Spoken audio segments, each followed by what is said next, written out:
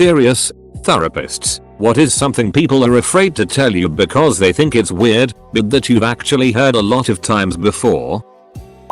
Recurring intrusive thoughts about harming others can be hurting, killing someone, or sexual fantasies about children or relatives. Usually people take a while to admit those. The reality is that if you are having them frequently, you aren't dangerous. You probably have OCD and are terrified that you might be dangerous. Psychologist in the US. To name a few: compulsive masturbation, fears of being a pedophile rapist, this is a common OCD fear, hoarding, sexual performance difficulties, history of sexual abuse or sexual assault, unfortunately it is very common, drug use, amount of money spent on various things, having an ASD diagnosis, going back to an abusive relationship, staying in an abusive relationship, grieving years and years after a loss, self-harm of all sorts, wanting to abandon their current lifestyle, for example, to have more sex, to escape responsibility or expectations, history of gang violence, crime, their sexuality or asexuality, gender identity, the impact of racism, racial trauma, paranoia, hallucinations, feeling uncomfortable in therapy, not believing in therapy, difficulty trusting a therapist, fear of psychiatric medication,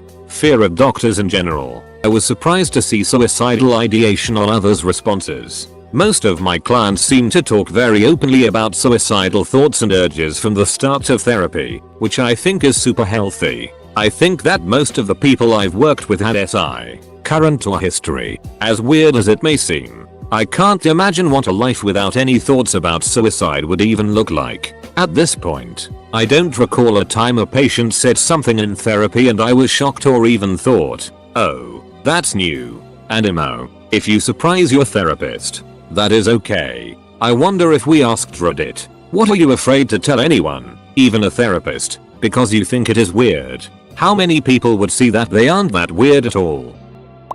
Clients become quite fearful of admitting that they weren't successful since the last time they had a session. This could include not succeeding in using a coping skill that they're learning about, or not being able to complete a homework assignment I gave them. Humans aren't robots, and therapy is a lot of work. That being said, I don't expect people to be perfect as they start to work on themselves in a positive way. It takes time to really commit to change, especially in relation to trauma or conflicted views that an individual holds. I feel as if the client doesn't want to let me down as their therapist, but these failure events are just as important to talk about as successful moments.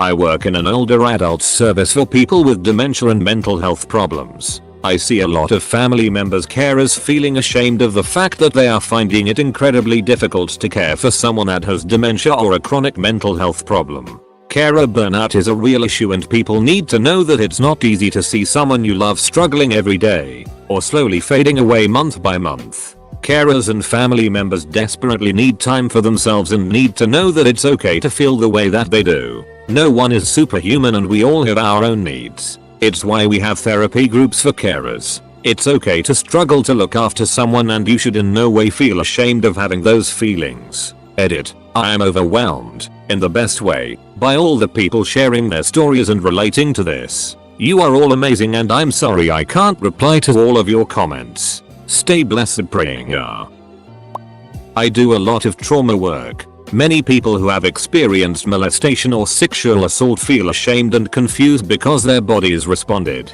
Having an erection, lubrication or even an orgasm does not mean you wanted the sexual contact and it is still assault. Clients often hold a lot of shame and confusion about this. They wonder if it means they wanted it or if there is something wrong with them. It is a tough thing to work through because of this. Assault is assault. Sometimes human bodies respond to sexual touch even when we don't want that touch. Edited to say, wow, thanks for the awards and likes. I hope that anyone reading this who is struggling with feeling weird about their reactions to rape, assault and wanted touch feels reassured. I also hope you find a good therapist or a good friend to talk to about this. It is one part of your life story, but it isn't the story of you. You get to craft the narrative of your life. Maybe this is a chapter in that story, but it is not the whole thing. Trauma is a thing we experience. It doesn't get to define who we are.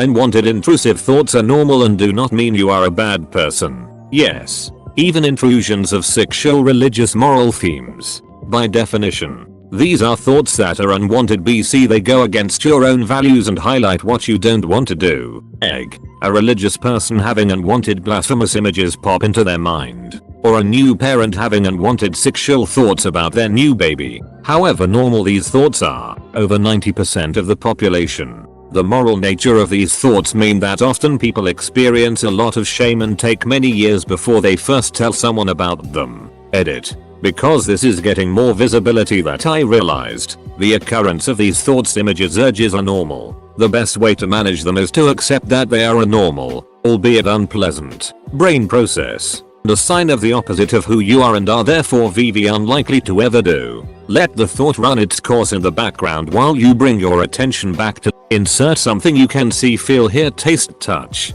I usually say something like, okay mind. Thanks for that mind. I'm going to get back to washing the dishes, and the sound sensation of the water while you ponder all the nasties. Carry on. I literally say it to myself with a slightly amused tone. BC I am always genuinely amused at all the wild stuff my brain can produce.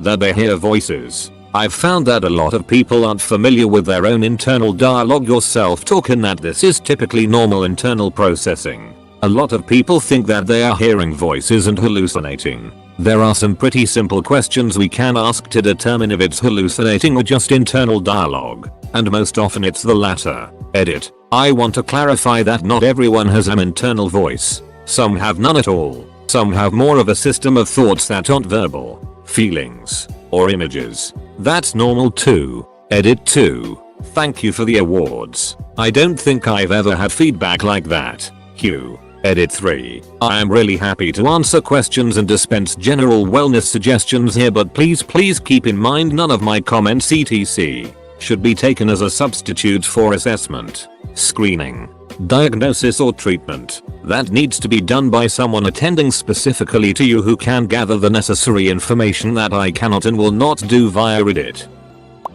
Psychologist here.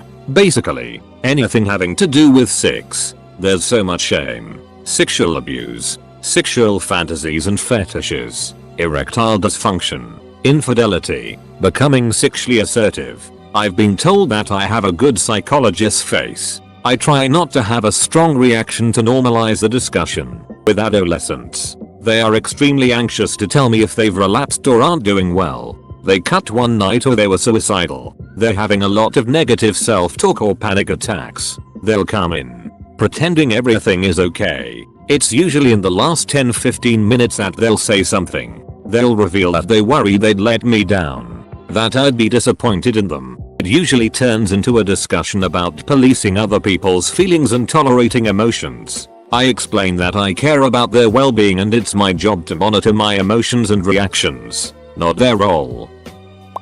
Two topics come up with regularity: when someone discloses to me that they were sexually abused as a kid, and or when some is experiencing suicidal ideation. Both are something I hear from clients every single day, and so I don't find it weird at all. But when I have someone in front of me who's talking about it for the first time, I know it's important to validate the fact that even though I might be talking about this for like the 5th time that day, they have never talked about this ever, and are in need of gentle care to feel safe.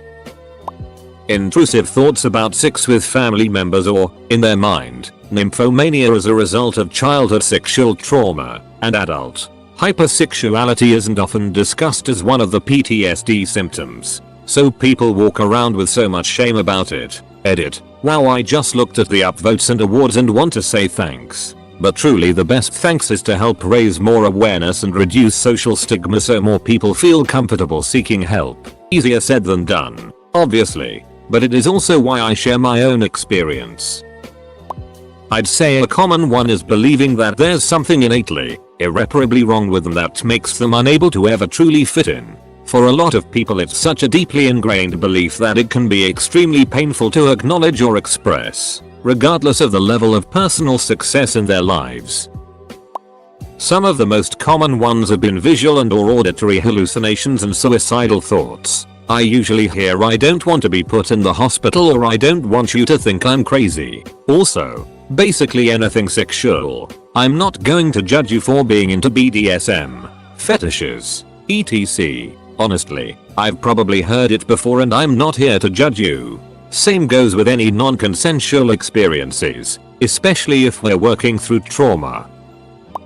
A common one in the time I was a therapist was simply I don't know. You'd be surprised how reluctant people are to admit that they don't know why they're feeling how they are. But that's exactly why you, or were, I'm not a therapist anymore, sat there with me, so we can figure out why together. It always put me in mind of a line from America by Simon and Garfunkel. Kathy, I'm lost, I said, though I knew she was sleeping. I'm empty and aching and I don't know why. OCD gets misunderstood a lot. It's not just having a clean house or liking things to be organized. Common intrusive thoughts can include violent thoughts of harming children and other loved ones, intrusive thoughts of molesting children, fear of being a serial killer, etc. My clients can feel a lot of shame when discussing the thoughts or worry I will hospitalize them. Edit. Thanks for the awards, kind internet strangers. Here are a couple quick resources for people who have or think they may have OCD. International OCD Foundation website www.iarcdf.org. The book Freedom from OCD by Jonathan Grayson. The YouTube channel OCD3. The app NOCD. I'm support worker, social worker, not a therapist. I've had clients too scared to tell me their accomplishments because they think they should only be bringing their problems to case management and that if we see them getting better that we won't prioritize them as much. Another is hard drugs. We don't endorse it by any means, but we have to know if we need to keep an eye out for inappropriate behavior and overdoses. We never get mad at them for being high. We just wanna send them to their room to sober up. That they do not know what they enjoy doing. Often they have people in their life, including therapists, say try to do something fun today or ask what do you like to do when you have free time. Many people I work with do not know what those are. Once I explain that I dislike these statements questions because they assume people should know the answer, and that many people don't, I can watch as they relax, take a deep breath, and say something to the effect of oh my, that's so good to hear. I have no idea what I like to do. That's part of the problem. More often than not they feel like they should know and that everyone else their age has it figured out. They are embarrassed to say that they don't know when in fact not knowing is very common. I couldn't even try to count how many clients I've had this conversation with. As someone in the substance abuse field, I know that it's difficult for clients to tell me they got high with a parent, but it's something I get told fairly regularly. It's kinda sad. Hidden sexual dreams and fantasies about family members. More common than people think, and often stays that way and doesn't really interfere in the person's close relationships unless they allow it. Many things we dream or think are unconscious and involuntary, and the root of such things is often nonsensical. That they haven't had sex with their partner in years and don't know how if they will ever have sex with their partner again. There is so much shame around sex in the USA that a lot of people are scared to talk to their partner about their sexual needs. Time goes by, and suddenly they haven't had sex in 3, 5, 10 years. It starts for a lot of people in their 40s and 50s. A lot of people, falsely, believe there is something wrong with their marriage because they fantasize about people other than their partner. I work with a lot of anxiety and trauma clients. Whenever I ask if they would describe their experience as being anxious about being anxious, I get a lot of OMG. Yes, anxiety has such a physical impact in the body. Heart pounding, trouble breathing, feeling faint or cold, tunnel vision, that we become aware of our body's reaction before we even notice the anxious thoughts triggering the reaction. Then we panic about why our bodies are flipping out when we're not even aware of feeling threatened, and the anxiety compounds on itself. Anxiety is like an alarm system in our bodies to signal the presence of, real or perceived, danger. What would you do if your alarm was going off at your house? Check to see if there's a real threat. Scan your environment situation to ground yourself in the present. Turn off the alarm. Breathing exercises do help, along with mindfulness techniques like body scans, and then investigate what tripped the alarm. Process thoughts around the situation that read like danger to you. It's also important to note that danger doesn't need to be a gun getting pulled on you. Panicking during a presentation that could impact your job and threaten the way you pay your bills and afford your life can feel pretty dangerous if you think about it. Edit. I'm an anxious person myself, and I respond really well to knowing more about an issue. If you're interested, look into political theory. It goes into great detail around the mind-body response when it comes to anxiety and trauma. Here's a YouTube video that talks about it in kind of a laid-back, TED Talk meets comic at a bar kind of way. Usually it's sex related. Shame about their desires or kinks is common. Gender questioning is another. Some people are ashamed of things they did in childhood or adolescence. Haven't ever told anyone and think the team will be horrified. We have heard everything. Everything. I'm always compassionate and always understand why we do the things we do. I've yet to have anyone bring something I can't sidget. Being tired of being a mother. There's this social thing of loving your kids and they should be the first thing in your life. But having a child is messy and a real hard work. It's normal to just want to take a break once in a while from all that responsibility. Ducking everything.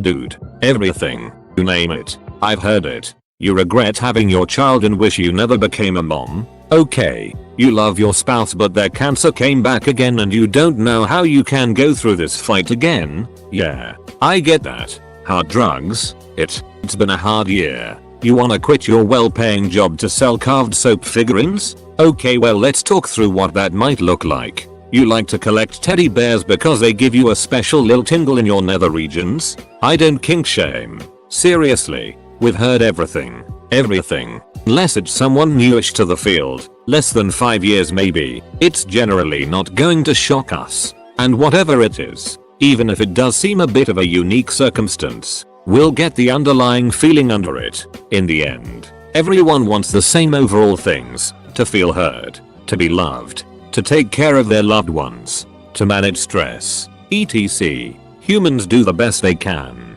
and therapists are there to help.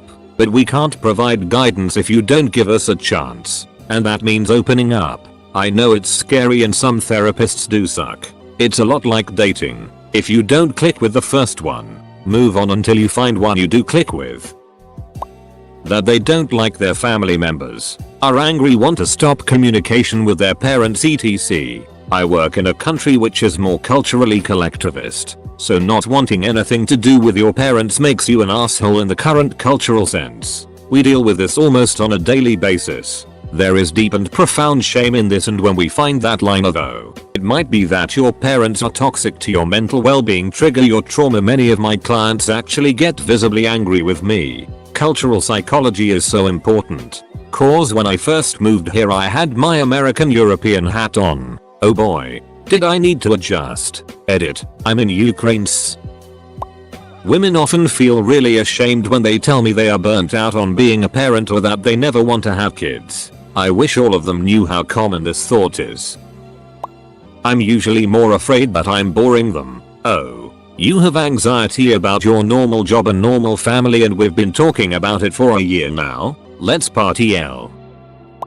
The amount of people I see who feel like they should be grieving a certain way and are afraid that they must not have loved someone, or must not have cared. People grieve in all sorts of ways. The 5 stages of grief are bullet. I was consulting with another clinician who was seeing a couple whose daughter had died. The wife was convinced that the husband must not have cared about her because he wasn't grieving out loud. In reality, while she had been going to support groups and outwardly expressing, he had been continuing to work in a garden that him and his daughter had kept when she was alive, using that time to process and grieve as he did. Both were perfectly fine ways of grieving. However, it is expected that one's grief is more than the other. They both ended up working it out, however, he driving her and others to their weekly support group, her attempting to work in the garden with him on the condition that they didn't talk. Really sweet. To that same extent, the amount of people who are unaware of their own emotions and emotional process is astounding. So many people feel only angry or happy and worry something must be wrong with them otherwise. Normalizing feeling the whole gamut is just as important. Recognizing what we're feeling as well as what it feels like in our body when we're feeling is incredibly helpful for understanding how we process and feel as a whole. How we treat emotions as a society is kinda ducked. Thanks for coming to my TED Talk. Edit. Gamut not Gambit. On the flip side, I was afraid to tell my therapist about my suicidal fantasies. I was always told when you talk about suicide, people assume you're seeking some attention or special treatment, or that they lock you up in a psych ward. When I finally brought it up, was told that's not true and a lot of people fantasize about suicide, it is normal. I felt silly for thinking I was weird. I have heard some variant of this is probably weird, but I feel if I am my true self around others, then they won't like me more times than I can count. As I explore the formative situations to this belief alongside my clients, it definitely pulls at my heartstrings. Intrusive thoughts. Nearly everyone has thoughts about pushing the old lady onto the subway train, swerving into opposing traffic, or stabbing their loved one in the stomach while cooking dinner with them. Some folks, however, take these thoughts very serious that believe that they might act them out. It's called thought-action fusion. Most of us are able to brush them off, though. I'm beginning to focus on people experiencing prolonged grief. It's kinda cute when people come in and say I'm ashamed to admit that I still cry every day 5 years after my mom's death. That's why you're here, is to seek support for your grief. Then there's anything and everything related to sex. I had a patient who contracted a serious STD and didn't tell me for 2 months because they thought I'd be grossed out. Edit. Some people are taking issue with my use of the word cute. I'm not saying their grieving is cute, but the embarrassment. It's cute in the way watching a child learn a new skill is cute. The patient is learning how to grieve, and the way one fumbles through that exploration can be rather endearing. Honestly, most things. People have weird thoughts all the time, and it's not as uncommon as they think it is. Licensed professional counselor here. Pretty much everything. But a common one is secret feelings. Secret resentment towards a spouse or the difficulties of being a parent. Lost attraction in a spouse. Private daydreams and sexual fantasies. Seems like every time someone tells me I have this really weird daydream I'm always having, they then tell me their variation of the suffering martyr daydream. So common it has a name. Hello, therapist here. There are several. 1. Speaking to their departed loved ones. Thankfully, theories now support this and don't consider it to be a sign they are not moving on with their lives. I encourage my clients to explore the continuation of their relationships with the deceased. 2. Small ways they've made progress in the week. I know this isn't technically weird, but my clients sometimes don't want to tell me this. Either because they fear I'd turn round and say they don't need therapy anymore, or because I might find the progress unnoteworthy, both of which are totally untrue. 3. That they're having bizarre intrusive thoughts of hurting themselves, others, sexual fantasies and so on. As a therapist, I'm trained to appreciate the whole world that lies between thoughts and action, and all it really proves is that we have an imagination. It's highly unlikely I'll need to break confidentiality, and won't call the police immediately. 4. Sex related things in general. Eventually we'll talk about sex, and I'll see a weight lifted off their shoulders for how unfazed I am by their apparently weird sex life. Honestly, it's rarely that weird, and we all have kinks. Life is fruitful. There's no need to be ashamed. Hypersexuality after some sort of sexual trauma. This happened only with men. They think that they're a monster and a weirdo for sexualizing someone. But that's what literally almost everyone does. Edit. Yes, it's mostly weird, but it happens a lot. But some of these men have mental disorders and I feel bad for them because they feel bad about themselves. Sexual health concerns. Clients are always hesitant to bring these up because of stigma and shame. But oh man, are they common. I used to work in a religiously conservative area of the country a few years back. It's routine to ask about sexuality during intake. The number of patients admitting to suffer from sex addiction was quite high. On further questioning, this usually meant masturbating once a week. The ones I could name are intrusive thoughts, like suddenly thinking about turning the wheel into oncoming traffic, and fear of being crazy after experiencing a panic attack, or a mistaken belief. Psychological disorders are rare and must mean something is horribly wrong with someone's character.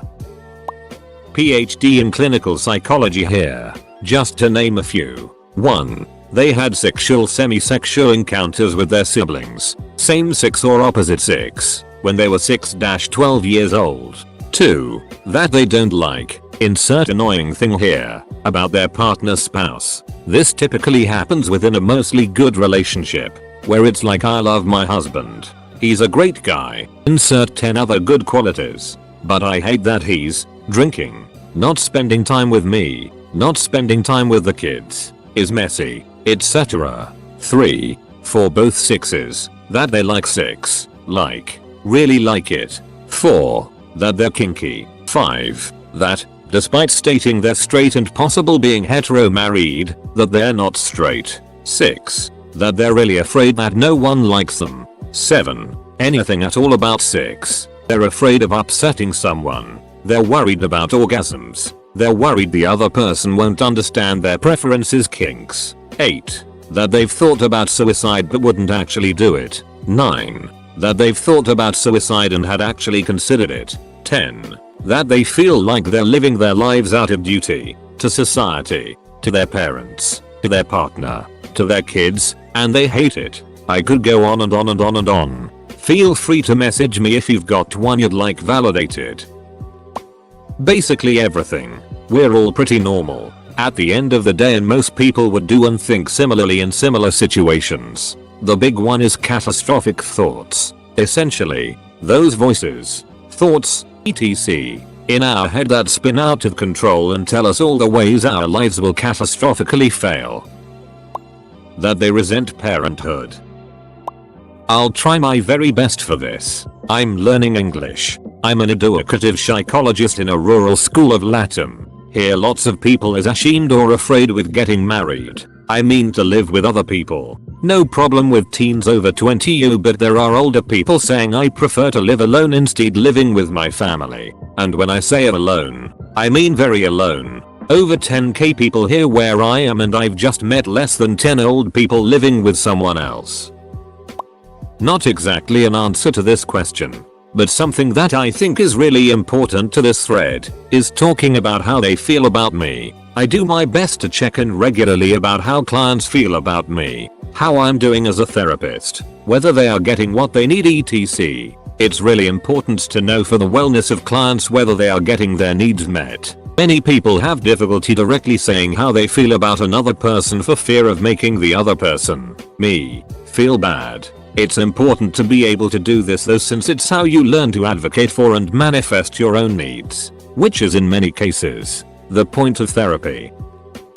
When I was in private practice, I specialized in borderline personality disorder. I did DBT, which is the evidence-based treatment for it. But there is so much shame and stigma around having BPD, I have seen providers hesitate to diagnose it. My favorite sessions were the ones where I would talk about why and how people get BPD, and seeing the relief on people's faces when a therapist can see that this is also something happening to them and that there is a type of therapy specifically designed to help. Those were my favorite sessions. And to answer the question correctly, BPD is much more common than people think.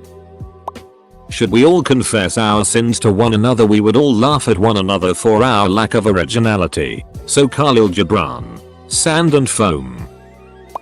Passive suicidality. The idea that things would be easier for you and or others if you just didn't wake up or disappeared or something. This happens to many if not most people who get depressed, but they feel uncomfortable bringing it up. They're scared I'll hospitalize them. For the record, we won't. For those of you struggling with depression and suicidality of any kinds, please tell people. Please tell a therapist. Talking can help. Knowing you're not alone can help. Knowing you're not crazy and that what you're experiencing is totally normal can help. Please let someone help you.